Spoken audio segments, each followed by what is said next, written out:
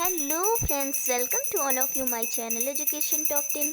तो सबका स्वागत है मेरे चैनल के साथ जुड़ने के लिए और वीडियो को देखने के लिए सभी को बहुत बहुत धन्यवाद। और फ्रेंड, आज मैंने अपने वीडियो में एसएसटी के कुछ मोस्ट इम्पॉर्टेंट क्वेश्चंस रखे हैं, तो आप इनको अच्छे से पढ़िएगा। ये क्वेश्चन बहुत ही इंपॉर्टेंट है और साथ ही आपको इनको नोट भी कर लेना है। और एक चीज़ और फ्रेंड्स, मेरे वीडियो को ज़्यादा से ज़्यादा शेयर कीजिएगा, लाइक भी कर दीजिएगा। जब शेयर और लाइक कर देंगे तो फिर सब्सक्राइब करने में क्या जाता है फ्रेंड्स। तो चलिए, हो गया, उस सब्सक्राइब भी कर दीजिएगा। इसके बाद चलते हैं नेक्स्ट आज के क्वेश्चन की ओर। हमारा क्वेश्चन जो है एसएसटी को लेके है, बहुत ही इंपॉर्टेंट क्वेश्चन है, तो आपको वीडियो को इन तक देखना है फ्रेंड्स, और वीडियो को स्किप मत कीजिएगा। चलिए चलते हैं क्वेश्चंस की ओर। देखिए, क्वेश्चन आपको स्क्रीन में पहला दिख रहा है। किस स्तंभ में अशोक ने स्वयं को मगध का सम्राट बताया? तो किस स्तंभ में, सॉरी फ्रेंड्स, ये 7वां क्वेश्चन है, मैं स्टार्टिंग से पढ़ा रही हूँ आपको। ओके, पहला क्वेश्चन क्या कह रहा है? किस मौर्य राजा ने दक्कन पर विजय प्राप्ति की? तो कौन सा मौर्य राजा? कुणाल ने दक्कन पर विजय प्राप्ति की। अब चलिए मौर्य साम्राज्य के बारे में थोड़ा सा जान लेते हैं। जो मौर्य वंश का संस्थापक था वो कौन है? चंद्रगुप्त मौर्य। कौन? चंद्रगुप्त मौर्य। उनका जन्म कब हुआ था? 345 ईसा पूर्व में हुआ था। कब? 345 ईसा पूर्व में हुआ था। और ये मगध की गद्दी पर कब बैठे? राजगद्दी पर 322 ईसा पूर्व में। ये कौन से धर्म से अनुयायी थे? तो चंद्रगुप्त मौर्य जैन धर्म के अनुयायी थे। इसके बाद नेक्स्ट क्वेश्चन, मेगास्थनीज द्वारा अपनी पुस्तक में समाज के कितने भागों में बांटा गया? तो मेगास्थनीज ने अपनी पुस्तक, जो उनकी पुस्तक थी इंडिका, उसमें समाज को कितने भागों में बांटा? 5 भागों में। कितने? 5 भागों में। इनकी पुस्तक का क्या नाम था फ्रेंड्स? इंडिका था। मेगास्थनीज किसका? सेल्यूकस निकेटर का राजदूत था। क्या था? सेल्यूकस निकेटर का राजदूत था, जो चंद्रगुप्त के दरबार में रहता था। किसके? चंद्रगुप्त मौर्य के दरबार में रहता था। ठीक है। अर्थशास्त्र किससे संबंधित है फ्रेंड्स? तो अर्थशास्त्र राजनीतिक नीतियों से संबंधित है। किससे? राजनीतिक नीतियों से संबंधित है। नेक्स्ट क्वेश्चन देखिए, आपको स्क्रीन पे दिख रहा होगा। चौथा क्वेश्चन क्या कह रहा है? पाटलिपुत्र में चंद्रगुप्त मौर्य का महल किसका बना था? तो किसका बना था फ्रेंड्स? लकड़ी का महल। किसका महल था? लकड़ी का महल बना था। ठीक है। तो चंद्रगुप्त क्या था? जो लकड़ी का महल था उनका कहाँ बना था? पाटलिपुत्र में बना था। ठीक है। चंद्रगुप्त मौर्य और सेल्यूकस के बीच जो युद्ध हुआ था उसको क्या कहते हैं? एम्पियानस। ये आपके उसमें पूछ सकता है। चंद्रगुप्त की मृत्यु भी पूछ सकता है। जन्म तो कब ने बता दिया था? 345 ईसा पूर्व। और मृत्यु 298 ईसा पूर्व। कहाँ हुई थी? सवर्णवेलगोला में हुई थी, उपवास के द्वारा। किसके द्वारा? चंद्रगुप्त मौर्य की मृत्यु उपवास के द्वारा। ठीक है। नेक्स्ट क्वेश्चन देखते हैं। किस अभिलेख में यह सिद्ध होता कि चंद्रगुप्त का प्रभाव पश्चिम भारत तक पड़ा? तो रुद्र दमन का जूनागढ़ अभिलेख पे ये पता चलता है। ठीक है। रुद्र दमन का जूनागढ़ अभिलेख है, उसमें पता चलता है। ठीक है, सिद्ध होता है। फिर आगे, सर्वप्रथम भारतीय साम्राज्य किसने स्थापित किया? तो आपको पता ही होगा, चंद्रगुप्त मौर्य ने सर्वप्रथम भारतीय साम्राज्य स्थापित किया। ठीक है। चंद्रगुप्त ने अपना जो अंतिम समय मैंने बताया कि सवर्णवेलगोला में बिताया। और चंद्रगुप्त मौर्य जैन गुरु भद्रबाहु से दीक्षा शिक्षा ली थी इन्होंने। और 305 ईसा पूर्व में इन्हें सेल्यूकस निकेटर को हराया। और उनका जन्म जो हो गया तो 345 ईसा पूर्व में हुआ था। मृत्यु कब हुई थी? 298 ईसा पूर्व में। तो चलते हैं नेक्स्ट क्वेश्चन की ओर। किस स्तंभ में अशोक ने स्वयं को मगध का सम्राट बनाया? किस स्तंभ में अशोक ने स्वयं को मगध का सम्राट बताया? तो भाब्र स्तंभ में। कौन? भाब्र स्तंभ में। ओके।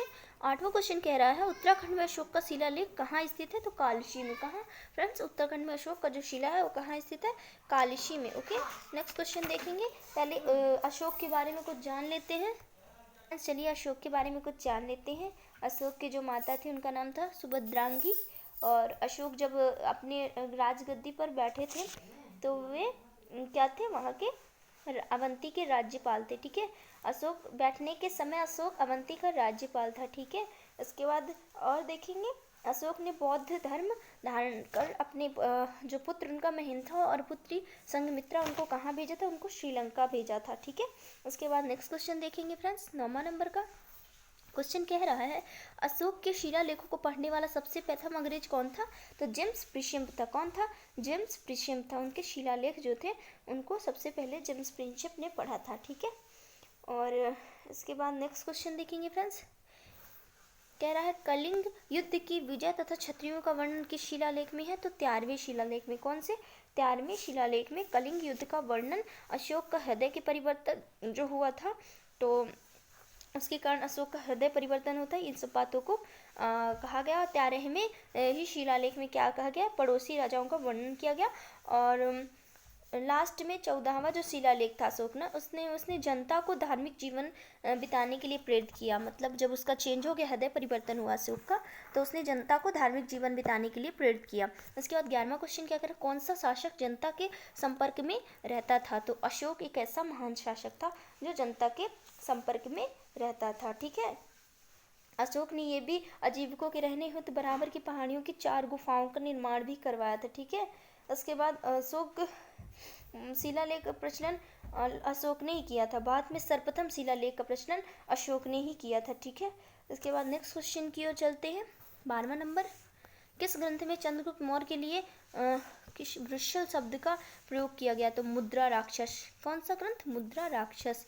नेक्स्ट क्वेश्चन, किस राज्यादेश ने अशोक के व्यक्तिगत नाम का उल्लेख मिलता है। तो माशकी में अशोक के व्यक्तिगत उल्लेख का अभिलेख मिलता है। ठीक है, और अशोक का सबसे छोटा स्तंभ लेख कौन है, रुम्मीदेई है। कौन सा, रुम्मीदेई है। ठीक है, अशोक ने ही भू राजस्व की दर घटाने की घोषणा की थी। ठीक है, और अशोक का जो 7वां अभिलेख है वो सबसे बड़ा अभिलेख कहा जाता है। ठीक है, अशोक का 7वां अभिलेख सबसे बड़ा अभिलेख कहा जाता है। इसके बाद नेक्स्ट पढ़ेंगे 14 नंबर, श्रीनगर की स्थापना किस मौर्य शासक ने की। तो श्रीनगर की स्थापना तो किसने की, अशोक ने की। किसने की, अशोक ने ही श्रीनगर की स्थापना की थी। ठीक है, नेक्स्ट क्वेश्चन, किस ग्रंथ में शूद्रों के लिए आर्य शब्द का प्रयोग। तो अर्थशास्त्र में। कौन से, अर्थशास्त्र में शूद्रों के लिए आर्य शब्द का प्रयोग किया गया है।